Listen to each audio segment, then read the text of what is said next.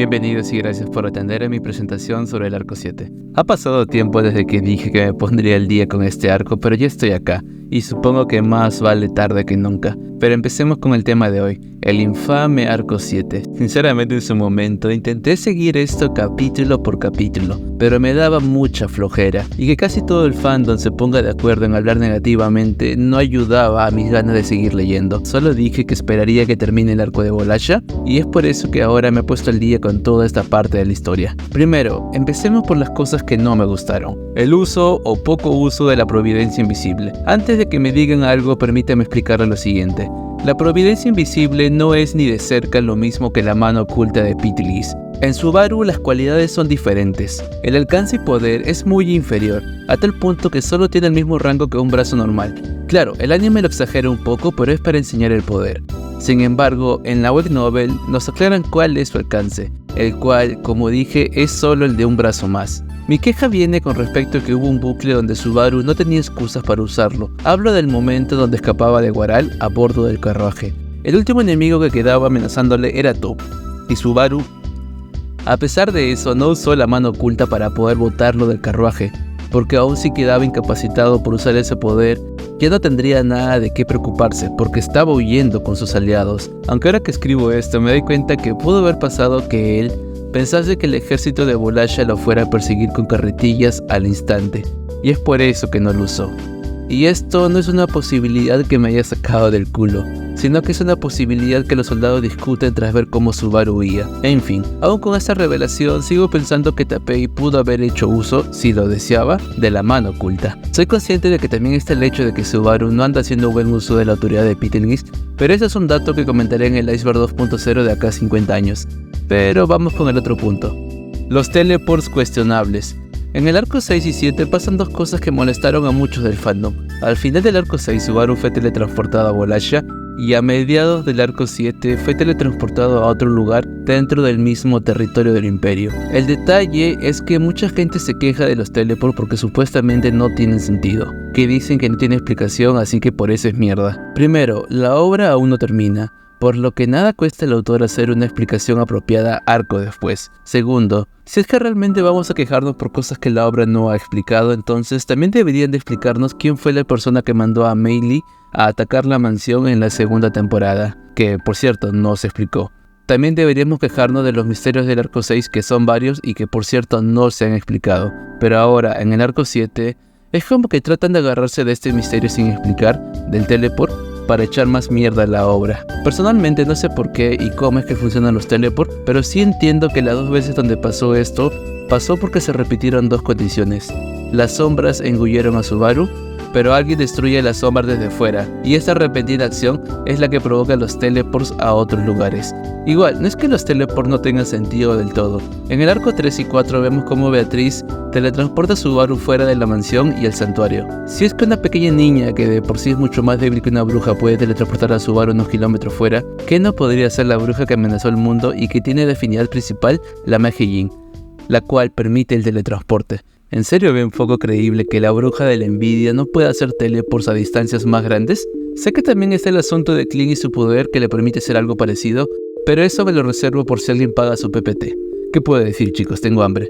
Pero ahora vayamos con los puntos medios del arco. La gran cantidad de historias secundarias. Tengo sentimientos encontrados sobre esto, y eso porque si bien hay muchas historias secundarias que complementan el lore de todo lo que pasa a la par del arco 7, estas se vuelven una lectura necesaria por la gran cantidad de info que dan sobre los sucesos que pasan. También es cierto que estas historias secundarias vienen incluidas al comprar la novela ligera. Yo sí le daría con palo si es que para leer esas historias tenga que pagar un extra, pero no, resulta que vienen incluidos dentro de la compra de los volúmenes de la novela ligera.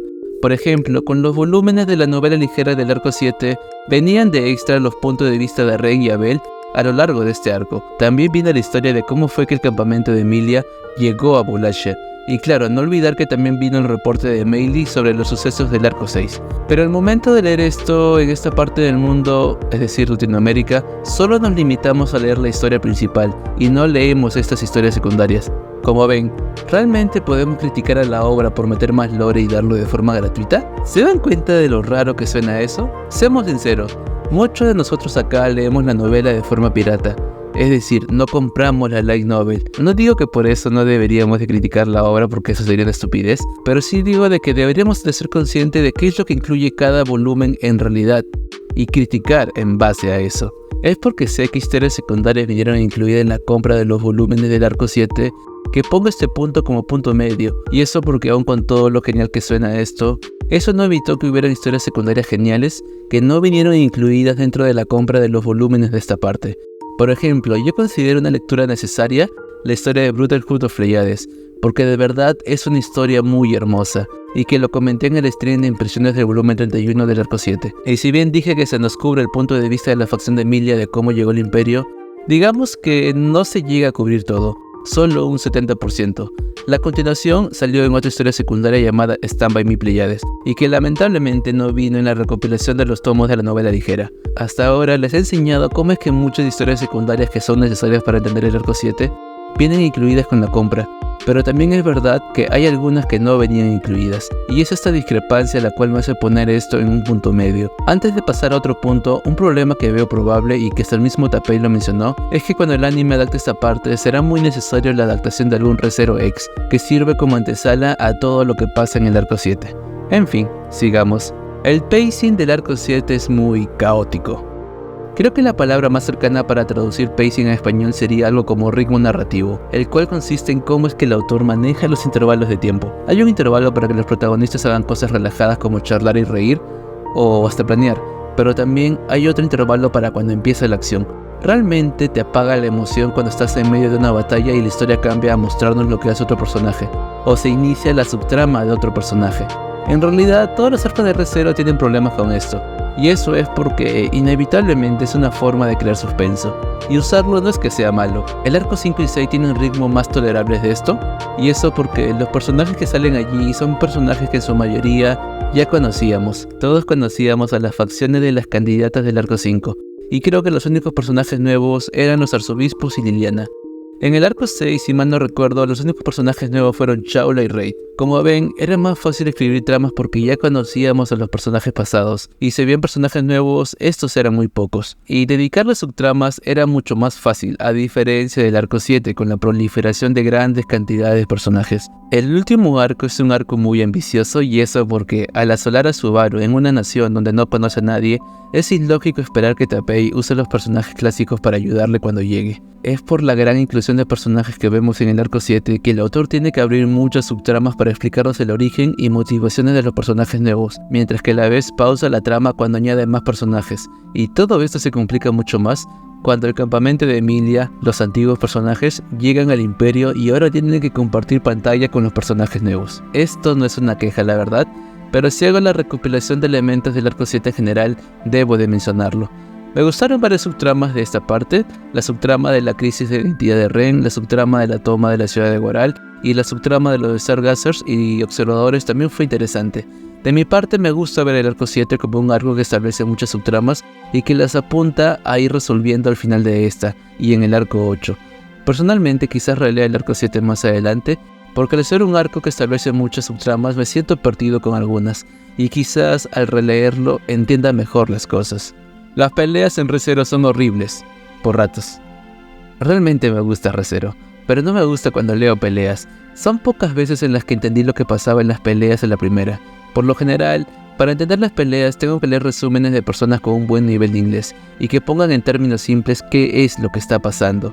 Y una vez que entiendo cómo va la pelea, vuelvo a leer el capítulo para entender el intercambio de golpes. Creo que la única pelea que pude entender a la primera fue la pelea de Yorna vs Olvar. De ahí, sinceramente es difícil para mí entender los intercambios de putazos de otros personajes. Es por esta razón que no tengo mucho hype por la adaptación del arco 5, porque bueno, ando desencantado de la parte shonen de Re:Zero. Pero creo que ya podemos empezar con los puntos buenos, aunque si fuera honesto no sé cómo empezar, así que diré las cosas que más me gustaron. Construcción de mundo. Por lo general, estamos acostumbrados a que todo un arco pase en solo una ubicación.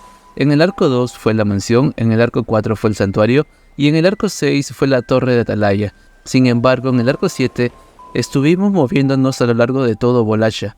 Primero empezamos en la jungla de las Amazonas, luego fuimos a la ciudad de Guaral, después a Chaos Flame, después a la isla de gladiadores, y finalmente todos los personajes que conocimos terminaron reuniéndose en la capital real para el enfrentamiento final. ¿No creen que Tapei ha hecho un gran cambio desde este punto de vista? Sé que me quejo de la forma en cómo Tapei lleva las peleas, pero debo reconocer el hecho de que tiene una buena forma de describir los escenarios, a diferencia del arco 5, con Prestella, donde solo se nos dijo que era una ciudad de grandes compuertas, pero en el arco 7 nos narra bien los lugares a los que Subaru visita. Recuerdo muy bien cómo de espesa y frondosa era la descripción del bosque de las Amazonas, y cómo escribían acantilados. De hecho, una de las mejores partes de este volumen pasa en una de estas zonas. También recuerdo el énfasis que se dio en la descripción de la ciudad de Guaral, la cual se decía que era una ciudad amurallada. La descripción se hizo más clara cuando vemos el punto de vista de Tok, quien religiosamente revisaba cada centímetro de esta muralla a fin de poder prepararse para cuando se enfrente a Subaru. Y también algo que quedó grabado en mí fue la descripción de Childframe, la cual, como su nombre indica, es una ciudad tan sumergida en el caos que es el mismo caos el cual termina dándole una especie de unificación. Y recuerdo que se nos dice que la cantidad de razas demi-humanas que hay allí deja en vergüenza a la cantidad de demi-humanos que hemos visto en la capital real o en el santuario. Y también cómo olvidar que la raza de demi-humanos en general tiene una gran importancia en esta parte. Hablo de Arakia, de Iris y de Top. Sí, también se nos introduce en la historia principal el lore de los observadores y Stargazers. Lore que a día de hoy, que ya terminó el arco 7, no he entendido una mierda. Todo esto es muy críptico, y es por esa razón que hace un momento mencioné que quería releer este arco en el futuro. Digo, releí el arco 4 y el 6, ¿por qué no el 7? Nuevos personajes e interacciones. El hacer que su burro esté en un ambiente desconocido hace que tenga que interactuar con nuevos personajes, y estos con ellos. Me gusta la interacción de la Ren amnésica con el Subaru actual, y el cómo es que Ren reconoce que lo detesta y lo odia, pero a la vez sabe que sus sentimientos son más complejos que eso. De hecho, me parece triste el capítulo donde Subaru estaba muriendo y Ren siente que no debería dejar morir a ese chico, y entre llantos empieza a curarlo, con ayuda de Luisa. También vi que le cayó hate innecesario en esta escena, la escena donde decía que Subaru no era un héroe. Ren no le dijo eso porque era una hija de puta, se lo dijo porque vio que Subaru se sentía fatal de haber dejado a la gente morir, y ella solo intentó consolarlo. Y me gustó cómo es que la Ren amnésica en momentos de peligro terminó actuando igual que la Ren original. Cuando Ren fue raptada por uno de los generales enemigos, ella, al ser secuestrada, solo tiene un pensamiento, el cual es: cuando él se entere de que me he ido, ¿cómo se sentirá? Esto es una referencia al último pensamiento que tuvo ella antes de ser devorada por Gula. Y también el arco 7 inicia con las mismas palabras con las que termina: ¿quién eres tú? Ambas dichos por la piel azul. Al inicio del arco se lo dice Ren a Subaru tras despertar, y al final se lo dice a Chotabaru al reencontrarse después de su secuestro. También me pareció genial la dinámica de Subaru con el Vicente Torres. Ambos son más parecidos de lo que creen a pesar de que se detestan mutuamente. Vincent termina comprendiendo la forma de ser de Subaru, y Subaru a su vez, aunque diga que no, termina en ciertos momentos ideando las mismas estrategias que el emperador del imperio de Volashia. Lamentablemente es algo que recién tendría su conclusión en los inicios del arco 8, pero en el arco 7 es donde vemos que se cocina el choque de estos dos. Lo que más me asombra de Vincent es la forma en cómo él ve la guerra y cómo es que maneja su sistema de recompensas y castigos. Por más aterrador y autoritario que parece, él no es alguien que obliga a sus soldados a hacer las cosas que deban de hacerse. Por ejemplo, él tuvo la oportunidad de torturar a Flop por la información que él tenía sobre la ciudad de Guaral, pero no lo hizo, y eso porque él prefiere hacer que la gente coopere voluntariamente a ser coccionados, y eso porque, según sus palabras, la información que viene producto del miedo no es una información confiable. También me dejó una buena impresión la forma en cómo manejó el disparo del cañón de luz del enemigo. A finales del arco 7 se nos revela que el Imperio tenía un haz de luz que podía matar un gran batallón de soldados, y lejos de engañar a sus hombres para no decirles que irían a una muerte segura, él es sincero con el comandante y le dice que si elige huir y desertar de la guerra, no lo culpará, pero sí como el emperador es franco y directo con sus intenciones, sus seguidores ven admirable eso, y a pesar de saber de que corrían a sus muertes, ellos estaban dispuestos a dar su vida por él.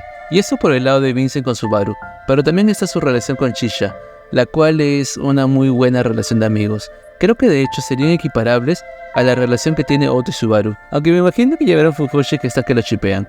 De hecho, un conocido mío mandó a hacer un fanart ya hoy de Chisha, Vincent y Ulvik, pero ¿quién soy yo para juzgar?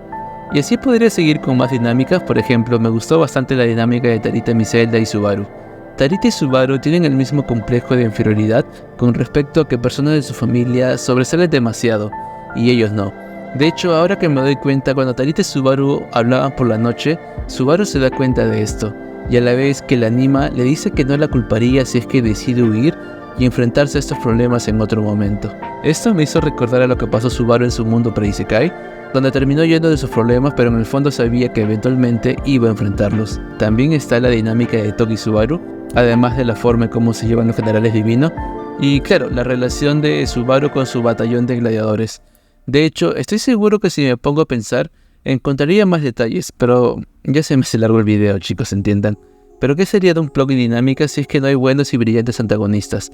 Y para eso, en esta parte de la historia tenemos a Olvar, Kafka, Madeline, Araki y Chisha, quienes producto de su enfrentamiento nos dan momentos de tensión. Por ejemplo, el enfrentamiento de Madeline contra Emilia y Priscilla hace algo que no esperaba que Tapei hiciera. Dejó a ambas realmente heridas y enterradas en escombros con sus ropas cortadas. Era la primera vez que vemos a la favorita de Tapei ser enterrada de esta forma, y qué decir de Priscilla, aquella que siempre se jactaba de que todo le sale bien. Olvar también fue un gran villano con su motivación egoísta, y la forma en cómo aparenta ser un viejo senil solo para poder facilitar su trabajo de caza humana es magistral. Arakia es alguien que no piensa mucho en hacer el bien o el mal, sino que es alguien que solo se ve a sí misma como un desastre natural. Cuando un desastre natural te afecta, ¿tú le culpas por hacer lo que hizo? Bueno, ella piensa algo parecido. Me gusta cómo es que aun cuando hay villanos que se rigen por sus propias motivaciones para hacer cosas malas, las motivaciones por las cuales se rigen son distintas para cada uno, a pesar de ser parecidas. No pongo en el mismo saco a Chisha y Kafka porque ellas, a pesar de ser antagonistas, son antagonistas honorables, que aun a pesar de estar con poder, son capaces de respetar y ver como humanos a los demás. Y es esta variedad la cual me hace apreciar todas las subtramas del arco 7, a pesar de que me queje de cómo se llevó cada una. Y hablando de subtramas, hay una que olvidé mencionar, el Chotabaru. Sinceramente no entiendo por qué el fandom fue tan duro con Chotabaru. Al menos en lo que leí de todo el arco 7, entendí lo siguiente que voy a decir. Subaru no ha olvidado el miedo a la muerte. Es lo que siempre veo cuando leo los comentarios de la gente al hablar de Chotabaru, que dicen que ha olvidado lo que Subaru aprendió. Para explicar esto, retrocedamos un poco en el tiempo. En la segunda temporada, Subaru aprendió que debía atesorar más su vida, pero que si de casualidad llega a ser necesario que muera, entonces él puede hacerlo. Es lo que la misma Satella le dice. En el arco 7 pasan dos escenas que creo que son claves para comprender mejor al Chotabaru. La primera es cuando él decide entrar al segundo Sparka. Él reconoce que no quiere hacerlo, pero Cecilus le dice que a veces un protagonista debe hacer cosas aunque no quiera hacerlas, y Subaru solo le dice que él comprende su punto, pero que aún así no está dispuesto a dejar sus sentimientos personales. Es decir, no está dispuesto a dejar sus sentimientos personales de lado cuando llegue el momento de hacer algo que no quiera hacer. ¿A qué se refiere Subaru con sus sentimientos personales? Está que habla de su miedo a la muerte, y eso porque en la siguiente línea él mismo dice que es el miedo a la muerte el que termina siendo su motor para poder salvar a los demás. Después, otra escena que creo yo que fue mal interpretada es la escena donde Subaru empieza a tomar la píldora del suicidio. Para el que no lo sepa, en esta parte Subaru empezó a usar una píldora que le provocaba la muerte, pero lo hacía de una forma muy dolorosa. Recuerdo que el fandom empezó a decir que Subaru era un masoquista por estar dispuesto a morir así a cada rato, cuando no fue así. En realidad, Subaru mismo reconoce que él es un flojo de mierda y que es alguien muy autocomplaciente, así que si hubiera tenido una píldora que lo mate sin dolor, esto pudo haber provocado que se vuelva alguien que recurra a la píldora por cualquier cosa. Y esto es algo que literalmente sale en los pensamientos de Subaru en esta parte de la novela. Recuerdo que cuando hablé con un viewer que no le gustaba el arco 7 y entró a llamada a hablarlo conmigo, él dijo que no veía razón en la fabricación de la píldora, y la cual se me hizo raro, porque se supone que Subaru hizo esta píldora debido al mal funcionamiento de su poder en esta parte de la historia. No hizo la píldora por ser un masoquista de mierda, sino que hizo este medicamento porque se vio forzado a hacerlo para remediar lo que andaba funcionando mal, su poder. Esa respuesta que me dio me sorprendió porque todo lo que digo está dicho en la misma novela. Estoy seguro que todos leemos la misma versión de esa historia, lo que me lleva a preguntarme, ¿realmente el fandom está que lee la novela? Los que me siguen saben lo que pienso de los resúmenes, pero les hago recordar que los resúmenes no deben ser un material sustitutorio de la lectura original. Ah sí, también está el hecho de que el Chotabaru sigue siendo Subaru, aunque algunos piensen que no lo sea. Me gusta pensar que el Chotabaru es alguien que reconstruye el personaje, al igual que lo hace el Nesebaru. En este arco de la historia, esta versión de Subaru hace las cosas que ni siquiera el Subaru niño pudo lograr, como por ejemplo conseguir personas que se queden a su lado por ser quien es, y no por ser el hijo de su padre. De hecho, ahora la imagen de su supuesto padre es alguien más sorprendente, y de más peso porque ya no hablamos de Kenichi. sino que hablamos de Vincent, el emperador de Wallachia. En la infancia de Subaru vimos cómo es que todos sus conocidos lo abandonaron cuando se cansaron de él, pero ahora vemos a todos sus conocidos quedarse por ser él, y no por ser el hijo del emperador. Incluso la obra vuelve a hacer referencia de la vez en la que Subaru se transvistió, pero ahora en vez de que los demás se burlen de esto, los demás llegan a mirar este lado de Subaru a tal punto que se considera un militar de guerra. ¿Es el Chotabaru de esta parte igual que el Subaru niño? Diría que no, porque esta versión es la versión mejorada, incluso mucho más que la versión del arco 6, porque el Subaru amnésico había hecho las paces con su pasado Isekai y presente Isekai, pero este Chotabaru tiene ambas cosas, y el extra de poder haber hecho las cosas que no pudo hacer cuando fue niño la primera vez. En fin, siento así que todo esto me quedó muy largo y me gustaría explayarme, pero eso ya lo hago en mis directos donde comento mis impresiones de cada volumen del arco 7. Si es que de casualidad te he animado a leer la novela, te diría que leas las traducciones en inglés hechas por el culto de la bruja. No le tengo mucha fe a las traducciones en español, ya que por lo que me dijeron, lo único que hacen es pasarlo en Google Translate a las traducciones de este sitio que recomiendo en inglés. Y sí, podría funcionar, pero eso no quita de que van a haber partes que suenen muy raras. Y sobre leer resúmenes, los que me conocen saben que pienso que no es algo que se debería de hacer, porque al leerlo de esa forma te estás perdiendo de muchos detalles. Detalles que quizás no sean nada para ti, pero pueden significar bastante para llegar a entender ciertos puntos de la obra. Aprovecho este espacio para decir que a partir de ahora haré PPTs de otros animes, y voy a dejar algo atrás los PPTs de Re:Zero. Si es que hiciera otro PPT de este anime, debería de ser de algo que me atraiga bastante, como para comentar ese tema. Pero si quieres apoyar el canal, siempre puedes volverte miembro, o podrías simplemente hacer una donación de $5 y haré el PPT del tema de Re:Zero que quieras, y que duraría 8 minutos. Y sí, culero, déjame hacer spam que tengo hambre. Y si te gustó este video, te digo que tengo más PPT de Re:Zero y uno que otro análisis que hice ciertos momentos de la obra. En fin, nos vemos. Recuerden unirse al Discord y también recuerden que suelo prender stream por las noches en YouTube y Twitch.